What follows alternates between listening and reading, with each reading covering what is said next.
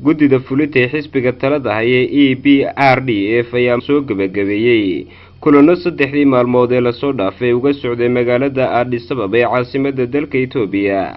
shirkan oo ahaa mid xiise gaar leh ayay shacabka iyo ururada mucaaradkayba si weyn isha ugu hayeen iyaga oo si dhow ula socday hadba marxaladda uu marayo iyo go'aamada ka soo bixi doona.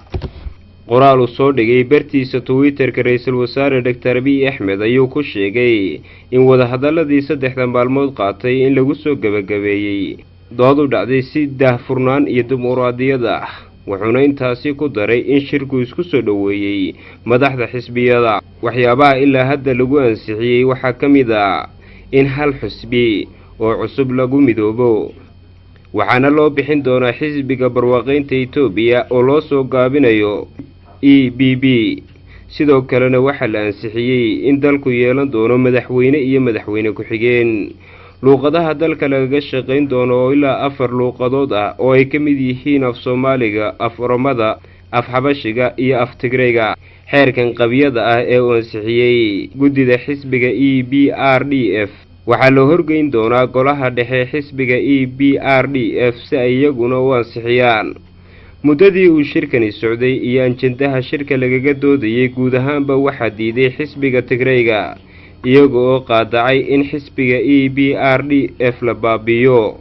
hase yeeshee waxaa ka awood batay xubnihii kale ee ka socday 4 xisbi ee ku bahoobay EPRDF ee kala ahaa xisbiga Amxaarada, xisbiga Oromada iyo shucuubta koonfureed ee dalka Itoobiya.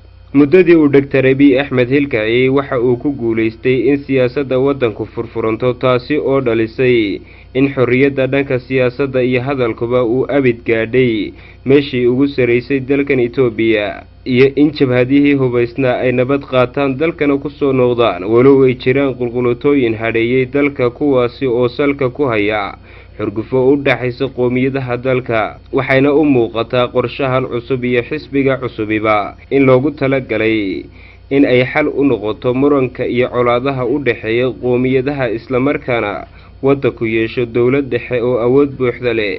geesta kale waxaa xusid mudan in shacabka Soomaalida, Oromada iyo Tigreega in ay ka walaacsan yihiin hindisahan cusub iyaga oo u arka inay wiiqayso awoodda nidaamka federaalka islamarkaana xoojinayso xukuumadda dhexe. dhankiisa hogaamiyaha ruuxiga ee qoomiyadda Oromada Jawhar Maxamed oo ah musharax u tartami doona doorashada soo socota iyo xisbiga TPLF ayaa hormood u ah xoogagga diidan arrintan, inkastoo ay dowladda iyo Dr. Abiy Ahmed laftiisu sheegay in nidaamka federaalka sii jiray islamarkaana una doodi la gelin karin.